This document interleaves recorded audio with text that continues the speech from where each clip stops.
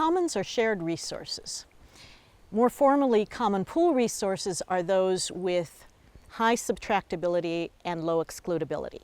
What that basically means is that subtractability means that what one person uses is not available for another person, but low excludability means it's hard to keep other people from using it. There are lots of examples of commons, forests, and basically most water systems, pastures are often common pool resources.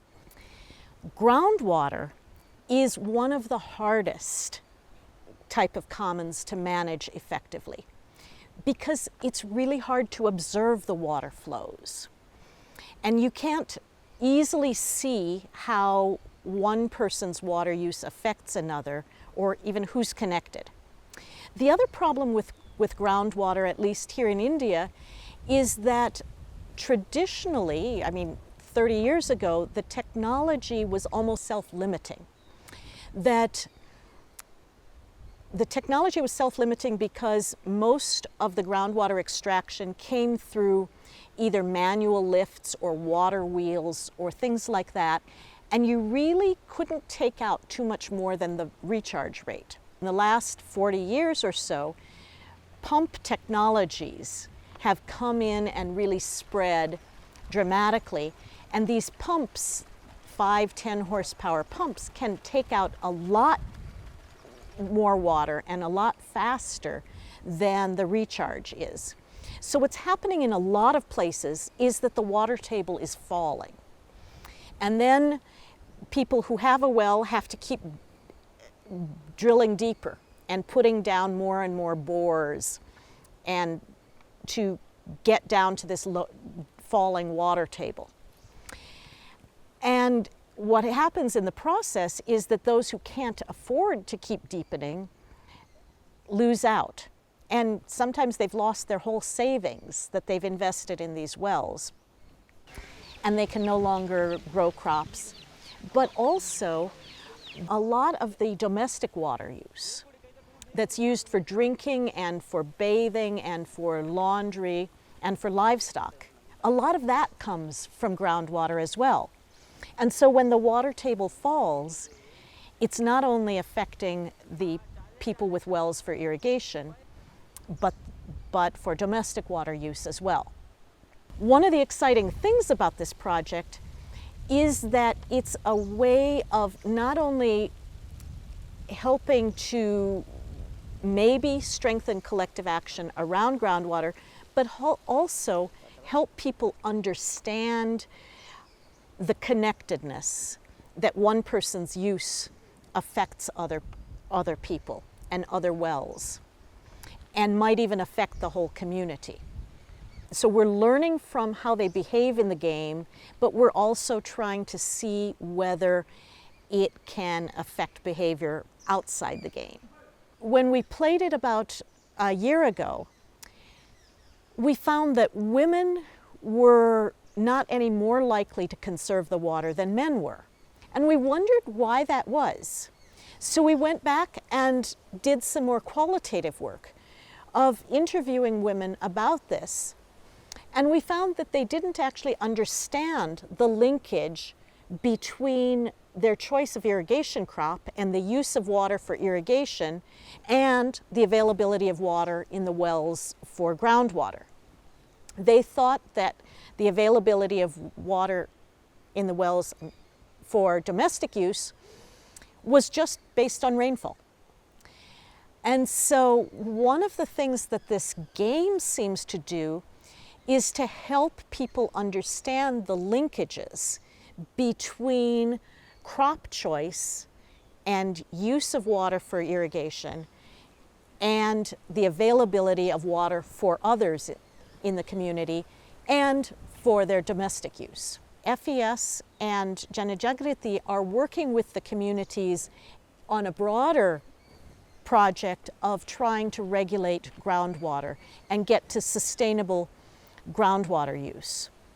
So we're hoping that this game will be not only a research tool, which we're getting a lot of important findings out of, but also will be a way of starting the community discussions that might lead to different crop choices or rules that in a year of drought we should not grow water consumptive crops, for example, or that we should regulate who can have water consumptive crops and get to some kind of community groundwater budgeting even, or community decisions about how much groundwater they use by recognizing the interconnectedness of their wells. నా పేరు వచ్చేసి లక్ష్మణమూర్తి. నేను జనజాగృతి ఆర్గనైజేషన్లో పనిచేస్తున్నాను. ఈ యొక్క జనజాగృతి organisation వచ్చి అనంతపురం జిల్లాలో ఉంది. అనంతపురం జిల్లా తనకల్ మండలంలో ఉంది. ఇది వచ్చేసి ఒక 3 యాక్టివిటీస్ మీద పనిచేస్తుంది. నేను వచ్చేసి అందులో నాబార్డ్ వాటర్షెడ్ యాక్టివిటీలో ఒక వాటర్షెడ్ ఇన్ఛార్జ్గా నేను పనిచేస్తున్నాను. నాకు టోటల్గా ఈ స్వచ్ఛంద సంస్థల్లో 15 సంవత్సరాల అనుభవం ఉంది. నేను డిఫరెంట్ యాక్టివిటీస్లో ఇక్కడ పనిచేస్తున్నాను. మన అనంతరం వ్యవసాయం ఇప్పుడు పరిస్థితి అంటే చాలా దారుణంగా ఉంది. వర్షాధారం కింద పంటలు పెట్టే పరిస్థితి అయితే అస్సలు లేదు. గ్రామాల్లో కూడా ఈ పశువులని వీటిని కూడా నీళ్లు లేక వాటిని అమ్ముకోవడం జరుగుతుంది. వర్షాభావం కింద ఆధారపడిన రైతులు వలసపోయే పరిస్థితి ఇప్పుడు వచ్చింది. ఈ నీటి ఆధారం కింద ఉండే వాళ్ళు కూడా 10 మంది ఉంటే వాళ్ళు కూడా 5 మందికి కుదించుకుపోయినారు. ఎందుకంటే భూగర్భ జలాలు చాలా విపరీతంగా తగ్గిపోయినాయి. కారణం వచ్చేసి వర్షాలు లేదు, సకాలంలో వర్షాలు కురవకపోవడము, దానికి సరైన ఇది హద్దు నీటికి నిల్వ ఏమని చేసుకోకపోవడము. దీనివల్ల మన అనంతపురం జిల్లా రైతాంగం పరిస్థితి చాలా దారుణంగా.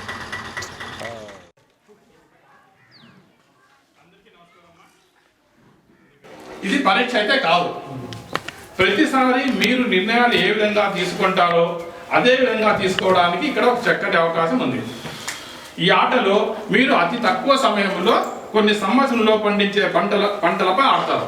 ఇక్కడ మనం ఉండేది 1 గంట 2 గంటలు ఉంటాం అంతే, కానీ మనం 10 సంవత్సరాల పంటలు ఇక్కడ పండిస్తాం. ఈడే కూర్చొని 10 ఏళ్ళ పంటలు పండిస్తాం. ఈ ఆటను ఆడటం సులభం. ఇక్కడ చేసే పని లేదు, కలుపులు తీసే పని లేదు, ఆట ఆడతాం అంతే. పంటలు పండించినట్లుగా ఆట ఆడతాం. ఓకేనా? మనము రబీ కాలాన్ని బోరు బావిని దృష్టిలో ఉంచుకొని మాత్రమే ఆట ఆడతాం. రబీ కాలం అంటే మీకు తెలుసు కదా, ఎండాకాలంలో బోరుని దృష్టి పెట్టుకొని మాత్రమే మనము ఇక్కడ బోరు కింద మాత్రమే పంట పెడుతున్నట్లుగా మనం ఆట ఆడతాం. మనము 2 రకాల పంటలలో ఏ పంటను పండించాలనే అంశంపై దృష్టి ఉంటుంది. 2 రకాల పంటలు అంటే ఏమి? తక్కువ నీళ్లు, ఎక్కువ నీళ్లు. తక్కువ నీళ్లు తక్కువ ఆదాయం పంట, ఎక్కువ నీళ్లు ఎక్కువ ఆదాయం పంట. ఈ రెండింటి మీద మాత్రమే మనం దృష్టి పెట్టుకొని ఆడతాం. ఇవి మీరు వాస్తవంగా పండించే పంటలు కావు. ఇక్కడ మనం వాస్తవంగా పండించడం లేదు కదా, ఇవి ఊహాజనితమైన పంటలు. అందులో ఒక పంటను పండించడానికి తక్కువ నీరు అవసరం అవుతుంది, ఆ పంట నుండి తక్కువ ఆదాయం వస్తుంది. దానినే మనం ఏ పంట అనుకుందాం. ఇక్కడ 2 రకాల పంటలు అనుకున్నాం, కానీ 2 రకాలు అనుకునే దానికంటే దానికి ఒక పేరు పెట్టుకోవడం మేలు కదా. తక్కువ నీళ్లు తక్కువ ఆదాయం పంటను ఏ అని, ఎక్కువ నీళ్లు ఎక్కువ ఆదాయం పంటను బి అని అనుకుంటాం. నీళ్లు ఇస్తాము, బోరు ఉంది, నీళ్లు ఉన్నాయి, మీరు పంటలు పండించుకోవడానికి అవకాశం ఇస్తాం. మేడం మీరు ఈ 5 మంది ఇప్పుడు ఇక్కడ దీని గురించి అందరికీ ఇక్కడ చెప్తాము. తర్వాత మగవాళ్ళు అక్కడికి ఏం ఆడతారో ఆడవాళ్ళు ఇక్కడ ఆడతారు. ఇక్కడ ఉన్న ఈ గ్రూప్ వచ్చేసి మీరు భూగర్భ జలం ఎన్ని సంవత్సరం వరకు ఉంటుందో అన్ని సంవత్సరం వరకు పంటలు పండిస్తున్నట్టు భావిస్తూ ఈ ఆటను ఆడతారు. అంటే మీ బోర్లో నీళ్ళు ఎన్నాళ్ళు ఉంటాయో అన్నాళ్ళు మీరు పంటలు పండిస్తారు కదా. ఇది కూడా అంతే. ఇక్కడ కూడా మీకు బోర్ ఉంది, నీళ్ళు అన్ని చూపిస్తాము. నీకు వాస్తవంగా నీకు 10 ఎకరాలు ఉండొచ్చు, కానీ ఇక్కడ ప్రతి ఒక్కరు ఒక్కొక్క ఎకరాల్లోనే పంట పెడుతున్నట్టుగా మీరు భావించి ఆట ఆడాలి. ఆట ప్రారంభంలో మీ గ్రూపులకు పంటలు పండించడానికి గాను 50 యూనిట్ల నీళ్లు, 50 యూనిట్ల భూగర్భ జలం అందుబాటులో ఉంటుంది. ఒక బోర్డులో అందుబాటులో ఉన్న భూగర్భ జలాల మొత్తంలో బోర్డుపై నీళ్ళ రంగులో చూపించబడింది. ఇప్పుడు మీకు ఇది నీళ్ళ రంగు ఉంది కదా, ఇది మీకు బోర్ ఉన్నట్ల, ఇందులో నీళ్లు ఉన్నట్టుగా మేము 50 యూనిట్ల మీకు చూపిస్తున్నాం అనమాట. ప్రతి రౌండ్లోనూ నీరు ఉపయోగించే కొలితే బోర్లో నీరు ఎంత నీరు నిల్వ ఉందో నీరు రంగు పట్టి కిందికి దించి చూపిస్తాం. అంటే మనం ప్రతి సంవత్సరం మనం పంటలు పెడతాము. పంటలు పెట్టడం నీళ్ళు ఖర్చు అవుతాయి కదా. నీళ్ళు ఖర్చు అయినప్పుడు మీరు ఏం పంటలు పెట్టినా దాన్ని దృష్టిలో పెట్టుకొని మీకు ఇప్పుడు పోయినసారి మీరు మొదలు పెట్టినప్పుడు 50 యూనిట్లు ఉండే మీకు నీళ్లు, ఇప్పుడు పంట పెట్టినారు ఈ సంవత్సరము, పంట పెట్టాక ఈ నీరు తగ్గిపోయింది మీకు అని ఇట్లా దించి చూపిస్తాం. ఓకేనా? ప్రతి సంవత్సరం మీరు ఏ లేదా బి పంటలో దేని ఎంచుకుందో నిర్ణయం తీసుకోవాలి. ఏ పంట అంటే ఏమి? వరి కాదు, రాగి, వేరుశనగ. ఇది ఏం చేస్తుంది? తక్కువ నీళ్లు ఖర్చు, తక్కువ ఆదాయం. దాన్ని మనం ఏ పంట అని అంటాం. ఏమా అర్థమవుతుంది? అదేవిధంగా బి పంట 3 యూనిట్ల నీళ్లు తీసుకొని 5 యూనిట్ల ఆదాయాన్ని ఇస్తుంది. ఇది ఏంది మనం ఉదాహరణకు మనం ఏమనుకున్నాం, వరి చెరుకు అనుకున్నాం. అర్థమైందా? మనకు వర్షాలు వస్తాయి కదా ఎప్పుడో ఒకసారి. ఇప్పుడు మీరు రాలేదని అనొచ్చు, కానీ అట్లా ఎప్పుడో ఒకసారి మనకు గుడ్డివో చెవుటో మూగో యావో మేఘం కురుస్తుంది. మనకు రావాల్సిన టైంలో రాకుండా ఏదో టైంలో మనకు వర్షం అయితే వస్తుంది కదా. ఆ వచ్చిన వర్షానికి కింద లెక్క పెట్టుకొని భూగర్భ జలము ఒక 7 యూనిట్లు దేవుడు ఇచ్చినాడు అనుకొని ఒక 7 యూనిట్లు మళ్ళీ మనం పైకి పెంచుతున్నాం. మనకు అంతమంది నీళ్లు వస్తా ఉంటేనే కదా మనం పంటలు పెడుతుండేది. ఇలా ఇంకబడిన నీటిని చాటులో గల బోర్డులోని నీటిని గమనించిన 5 సభ్యులు కనుక ఈ నీళ్లు ఎన్నున్నాయో చూసుకొని 5 మంది, అంటే ఇప్పుడు 5 మంది మీరు అటాప కడతారు కాబట్టి 5 మంది సభ్యులు ఏ పంటను ఎంచుకున్నట్లయితే మీరందరూ కలిసి ఏ పంటనే, అంటే ఈ పంటే ఊర్లో వాళ్ళందరూ కలిసి ఏ పంట, అంటే మీరు 5 మంది ఊరు అనుకోండి, 5 మంది కలిసి ఈ పంటే పెట్టుకుంటామని ఫస్ట్ సంవత్సరం ఈ పంట పెట్టుకున్నారు అనుకోండి, ఎన్ని ఖర్చు అవుతాయి? ఒక పెట్టుకుంటే ఎన్ని యూనిట్లు ఖర్చు అవుతాయి? 1. ఒక పంటకు ఒక రైతు పెట్టుకుంటే 1 యూనిట్ ఖర్చు అవుతుంది. ఏ పంట అయితే 1 యూనిట్ ఖర్చు అయ్యి 2 యూనిట్లు ఆదాయం వస్తుందని చెప్తున్నాను కదా. మీరు 5 మంది కలిసి ఏ పంట పెట్టుకుంటే ఒక్కొక్క నుంచి ఒక్కొక్క యూనిట్, అంటే 5 మంది కలిసి 5 యూనిట్లు. మన దగ్గర ఉంటే 50 యూనిట్లు. మొదట్లో మన దగ్గర బోర్లో నీళ్ళు ఎన్ని ఉన్నాయి? 50 యూనిట్లు. 5 యూనిట్లు ఖర్చు అయితే 45 కదా. అవసరమా లేదా? అప్పుడు ఎన్నుండి మనకు 40. ఎన్ని పోయినాయి? 2 పోయినాయి. ఎంత ఉంటాయి? 40. మనకి ప్రతి సంవత్సరం ఏం జరుగుతుంది? వర్షం వస్తా ఉంది. వర్షం వచ్చి ఎన్ని యూనిట్లు పెరుగుతున్నాయి? 7 యూనిట్లు భూగర్భ జలము పెరుగుతుంది అనమాట. ఎప్పుడో ఒకసారి వస్తుంది అనుకో, మీరు వీలైన వర్షం రాలేక సార్ అనొచ్చు, కానీ మనకు ఎప్పుడో ఒకసారి వస్తుంది. ఆ వర్షం వల్ల ఎన్ని యూనిట్లు పెరుగుతాయి? 7 యూనిట్లు పెరుగుతాయి. మన దగ్గర ఎంత ఉంది? 7 పెరిగితే 50. ఇప్పుడు చూడండి మన దగ్గర 50 యూనిట్లు ఉండే. ఆ సంవత్సరం పంట పెట్టుకున్నామా? అందరూ ఏం పంట పెట్టుకున్నాం? పంట పెట్టుకున్నాం.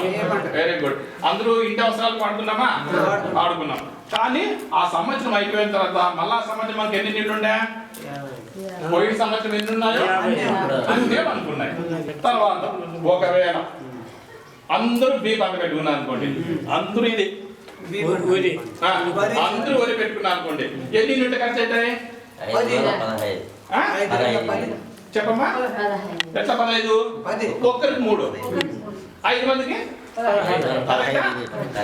అప్పుడు మన దగ్గర ఎంత ఉన్నాయి?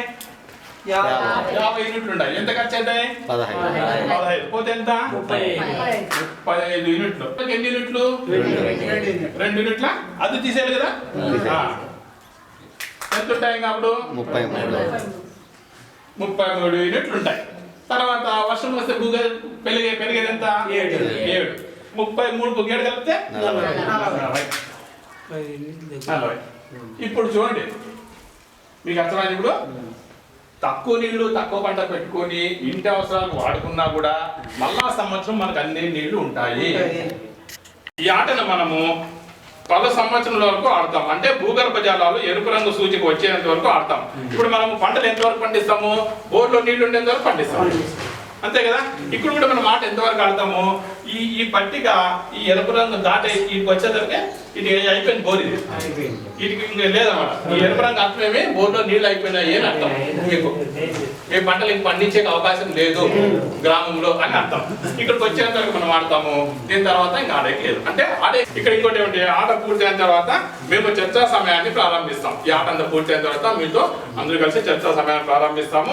ఆ సమయంలో ఈ ఆటపై మీ ఆలోచనలు, అభిప్రాయాలు, అనుభవాలు పంచుకోవచ్చు.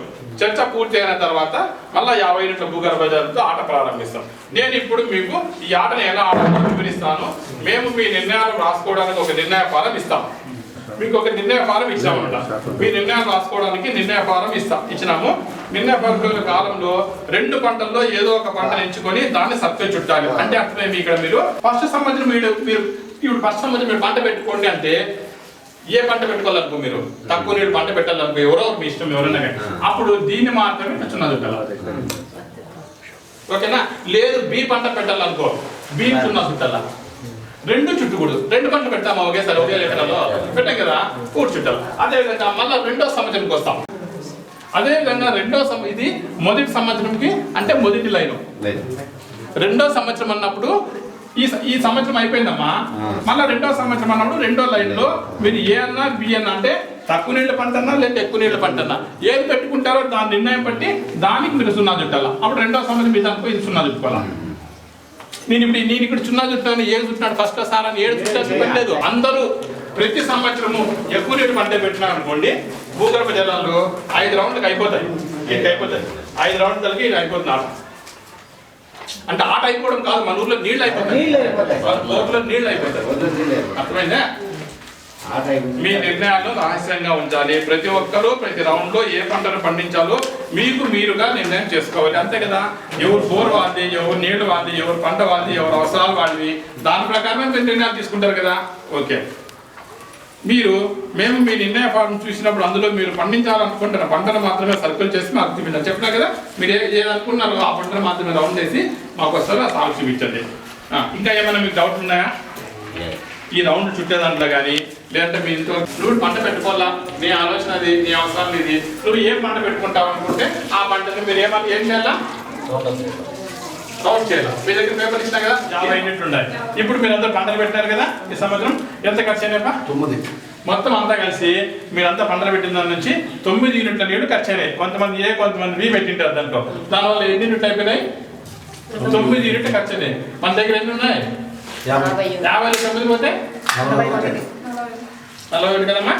41 యూనిట్లు మన దగ్గర ఉన్నాయి. మళ్ళీ మనం ఏమిటి మనకి అట్లా ఇంటి అవసరాలకు ఎన్ని యూనిట్లు అది కూడా చూస్తాం. ఇంటి అవసరాలకు 2 యూనిట్లు కదా. 41 2 పోతే 39. 7 యూనిట్లు ఎక్కడ నుండి వస్తాయి? వర్షపు నీళ్లు 7 యూనిట్లు పెరుగుతాయి. మన దగ్గర ఉండేది 39 కదా. 39కి 7 పెరిగితే 46 యూనిట్లు. మీకు అర్థమైంది కదా. ఇప్పుడు మన దగ్గర రెండో సంవత్సరం మొదట్లో మళ్ళీ రెండో సంవత్సరం మనం పంటలు పెట్టుకోవాలనుకుంటే మన దగ్గర ఎన్నుండే నీళ్లు ఏ పంట అనుకుంటే దానికి రౌండ్ చేయండి. అంతా పెట్టినారా? రౌండ్ అప్ చేస్తున్నారా? ఏం సార్? ఓకే, ఆగండి.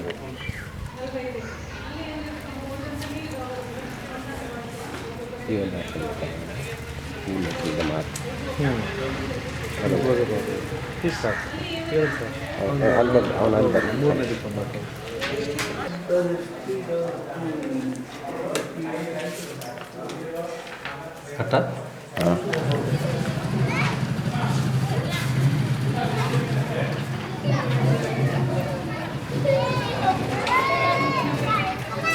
ఆడుకుంటున్నది మనం రెండో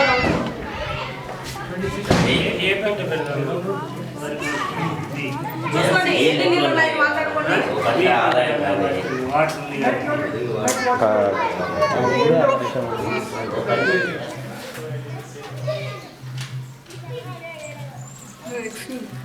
వీళ్ళ డిస్కషన్ అక్కడ రికార్డ్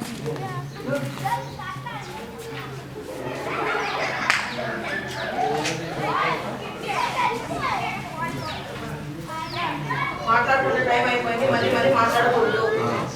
చెప్పినప్పుడు మీరు మాట్లాడాలి. 50 ఉన్నాయి. 50 వదిలేకపోతే 35 యూనిట్లు నీళ్ళు ఉన్నాయి.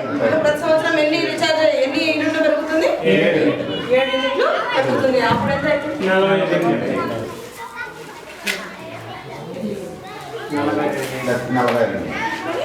మీరు ఇప్పుడు మాట్లాడాల్సిందా చర్చించుకోండి. 1 నిమిషం పాటు మాత్రమే.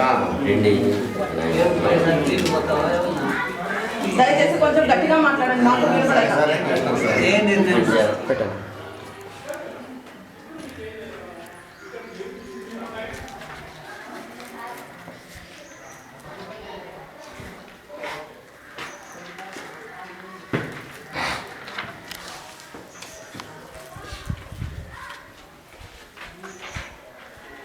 ఉపయోగించుకుంటాము.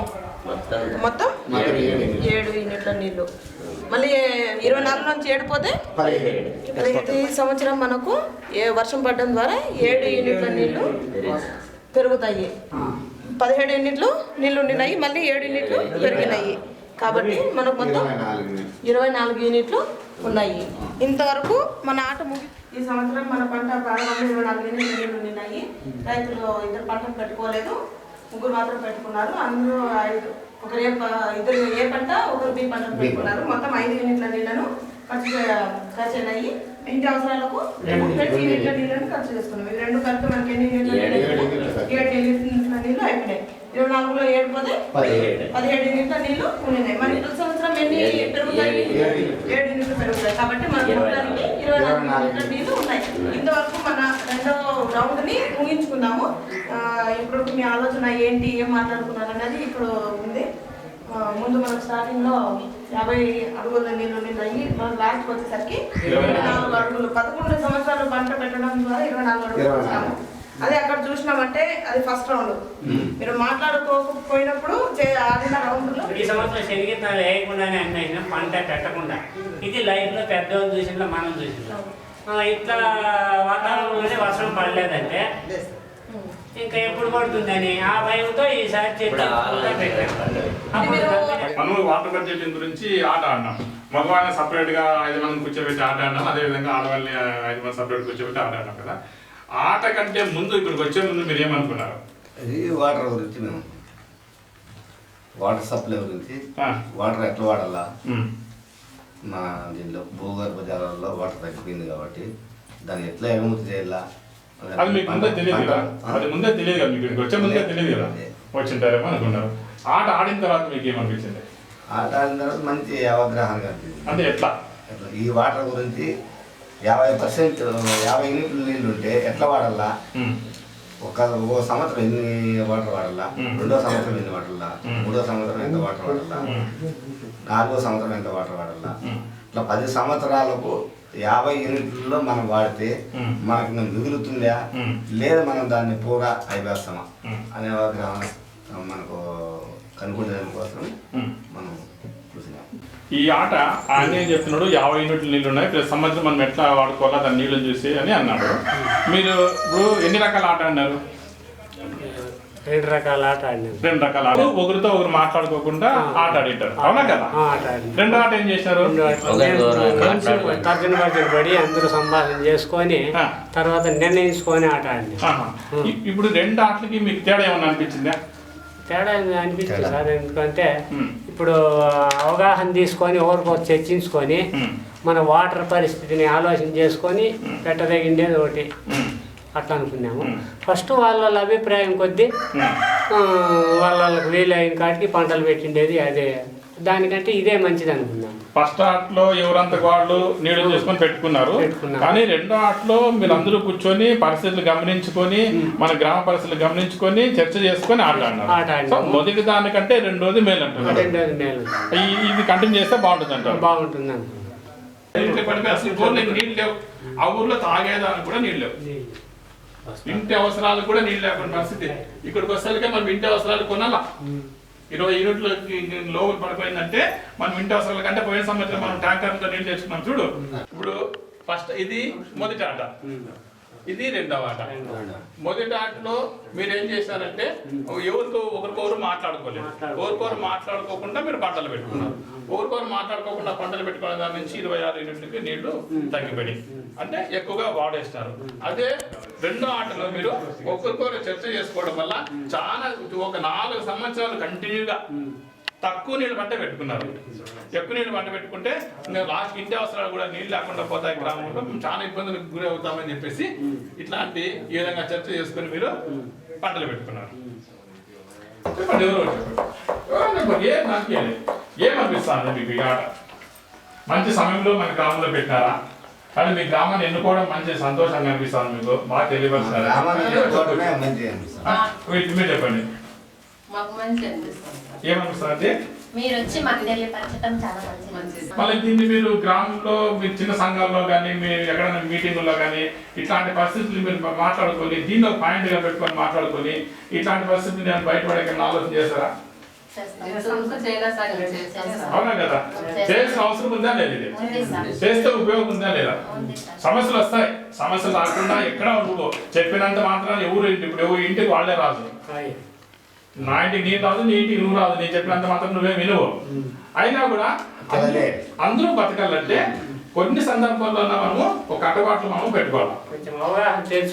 అవును, ఇప్పుడు నీళ్లు చాలా ఇబ్బందుల పరిస్థితి మనం వచ్చినప్పుడు అందరూ కలిసికట్టుగా కూర్చొని మాట్లాడుకొని ఏదో కొన్ని పద్ధతి. ఇప్పుడు మీరు చెప్పండి అమ్మా, మీరు ఇట్లాంటి పరిస్థితుల్లో, ఇట్లాంటి వర్షాభావ పరిస్థితుల్లో బాగా బోర్ తగ్గిపోతుంది, నీళ్లు తగ్గిపోతున్నాడు, మీరు పంటలకు ప్రాముఖ్యత ఇస్తారా, ఇంటి అవసరాలకు ప్రాముఖ్యత ఇస్తారా? ఇంటి అవసరాలు. చెప్పమ్మా, మీరు పంటలు పెట్టుకుందామా లేదంటే ఇంటి అవసరాలు ముఖ్యమా, తాగేది తినేదానికి ఉంటే చాలు ఫస్ట్, మళ్ళీ పంటలు పెడితే పంటలు ఏదో తెలీదు, నీళ్ళు ఉండాలి ఏదో కూడా తెలీదు. అట్లాంటి టైంలో మీరు పంటలు పెడతారా, ఇంటి అవసరాలకి ప్రాముఖ్యత ఇస్తారా? నీళ్ళు తక్కువైపోతే ఇంటి అవసరాలు. ఇంటి అవసరాలకే ప్రాముఖ్యత ఇస్తారు. ఇంటి అవసరాలకే ప్రాముఖ్యత. నీళ్లు తక్కువగా ఉన్నాయి కాబట్టి ఇంటి అవసరాలు పంటకు సరిపడే నీళ్లు లేవు కాబట్టి ఇంటి అవసరాలు ప్రాముఖ్యత ఇస్తారు. పశువులు తాగడానికి లేకుంటే పిల్లలకి లేకుంటే స్నానాలు వంటలు ఇట్లా. అంటే మీరు నీళ్లు బాగా తగ్గిపోయినప్పుడు పంటల కంటే ఇంటి అవసరాలకు ప్రాముఖ్యత ఇస్తారు. ఎవరన్నా అంతే కదా. దీనితో ఇంకొకటి ఏమన్నా ఒక స్టెప్ ముందుకు పోవచ్చు. లేదంటే ఆల్రెడీ మీరు ఏమన్నా పోయినారో చెప్పండి. అదేమప్ప అంటే ఇప్పుడు కృష్ణారెడ్డి అన్న బోర్లో నీళ్లు ఉంటాయి. కృష్ణారెడ్డి అనే పక్కలోనే ఈ మీరు నలుగురు రైతులు ఉంటారు. కృష్ణారెడ్డి అనే బోర్లో 2.5 ఇంచుల నీళ్లు ఉంటాయి. ఆయన డ్రిప్పులు ఇట్లా ఏమో చేసుకుంటాడు. ఆయనకి ఆ పంట అయిపోయి ఆయనకి ఇంకా నీళ్లు మిగులుతాయి ఆ పంట. అట్లాంటి టైంలో మీ నలుగురు అడిగితే ఏమైనా నీళ్ళు ఇవ్వగలుగుతారా? అట్లా ఏమైనా చేసుకునే అవకాశం ఉందా? అతనికి అభిప్రాయంగా ఎక్కువ అయ్యో లేదంటే ఇస్తాననే అభిప్రాయం ఉంటే అవకాశం ఉంది. అవును. లేకపోతే అట్లా ఎక్కువ ఉంది తక్కువ ఉంది అట్లా ఆయనకి అభిప్రాయం ఉంది, ఓకే నాకు అభ్యంతరం లేదు, మీరు నలుగురు బాగుపడితే నాకు సంతోషమే, మీరు కూడా ట్రిపుల్ ద్వారా ఈ పంట పెట్టుకోండి, కొంచెం ఇప్పుడు ఎకరా వద్ద అర్ధ ఎకరా పెట్టుకుంటే నీ కుటుంబం జరుగుతుంది మళ్ళీ మంచి రోజులు వచ్చేంత వరకు అని అట్లా ఏమైనా పంచుకోనేకి. ఇప్పుడు ఊరందరూ చెడ్డోళ్ళు ఉంటారు, ఊరందరూ మంచోళ్ళు ఉంటారు, ఎప్పుడో ఒకరిద్దరు ఉంటారు. వాళ్ళని పక్కన పెట్టేస్తే మిగిలిన వాళ్ళతో కూర్చొని మాట్లాడుకునే అవకాశం ఉండే చోట మనం చుట్టుపక్కల పెంటలు పెట్టుకునే అవకాశం ఉందా? చేసుకోవచ్చు. అట్లా అట్లా మీరు ఏమన్నా అట్లా ఏమన్నా చేస్తారు? ఇక్కడ ఏమన్నా ఒకరిద్దరికి ఇచ్చినా సంతోషం. ఇచ్చినారు కదా, నీళ్ళు ఎక్కువ పక్కన రైతుకి ఇచ్చి అతను నీళ్ళు లేకపోతే ఇచ్చింటారు మీరు. ఇంకోటి అట్లా నీళ్ళు ఇచ్చినప్పుడు ఫ్రీగా కూడా ఇచ్చినారా లేకుంటే భూమి డబ్బులు ఇంత ఇస్తామని ఆ భూమి పంట పెట్టుకునేది కొందరు ఉన్నారు. పంట పెట్టుకుంటాను నేను ఏదో అంత ఇంత ఇస్తానంటే సహకరించి డబ్బులు తీసుకొని ఫ్రీగా కూడా కాలువ పంట వ్యవసాయానికి నీళ్ళు ఇచ్చిండేది లేదు, మేము వినిండేది లేదు.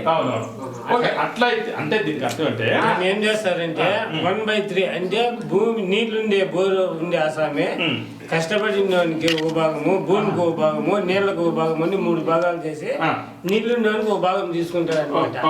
లేదు రెండో పద్ధతి ఏమంటే కోరిక భూమి సాగు చేస్తే వచ్చిన ఆదాయంలో ఖర్చును తీసేసి శిర్సంగం తీసుకునే పద్ధతి రెండో పద్ధతి. ఇది ఓకే. రెండోది ఇప్పుడు మన గ్రామంలో ఈ ఆట ఆడించి మీకు భూగర్భ జలాల గురించి ఒక ఆలోచన అనేది కల్పిస్తాం. ఇది బాగుంది. ఇంతకంటే మంచిది ఇంకా ఏమన్నా తెలుసుకునే విషయము ఇంకో చోట ఇంకో గ్రామంలో కానీ ఇంకో జిల్లాలో కానీ మంచిది ఉందంట, అక్కడ ఇట్లా చేసుకుంటున్నారంట, అది కూడా మనం తెలుసుకుందామా అని మీకు ఏమన్నా తెలుసుకున్నాలా అనిపిస్తే అక్కడికి వచ్చి చూడగలుగుతారా? ఒకవేళ మేము ఇంత కష్టపడి ఆడిందనుకో కనీసం ఒక 5 మందిలో మార్పు వచ్చి ఏమన్నా అట్లా ఏమన్నా చేసుకుంటే రేపు పొద్దున మేము ఇంకో గ్రామం నుంచి చాలా ఇబ్బందులు గ్రామం నుండి మీ ఊరికి పిలుచుకొని వస్తాం. ఉన్న నీళ్ళు ఇవే 10 మంది కలిసి ఈ నీళ్ళను సద్వినియోగం చేసుకోవాలంటే మనము అందరం కలిసికట్టుగా 10 మంది ఒకే పంట పెట్టుకొని ఈ నీళ్లు వాడుకోవాల్సింది అనుకోవాలి. అట్లా వాడుకోని పరిస్థితుల్లో మనకు ఇబ్బందులు ఎదురవుతాయి. అటు నుండి నేను తెలుసుకునేది ఏమంటే ఈ నీళ్ళు తక్కువ నీళ్ళను మనం ఎక్కువ పంట పెట్టుకోవాలా, ఎక్కువ నీళ్ళను కూడా తక్కువ పంట పెట్టుకొని మన ఆదాయం తేవాల. తక్కువ పంట తేవాలంటే మనము 10 మందికి రైతులు కలుసుకొని మాట్లాడుకున్న తర్వాతనే మనం పంట పెట్టుకొని పంట తేవాలని కోరుకుంటున్నాం.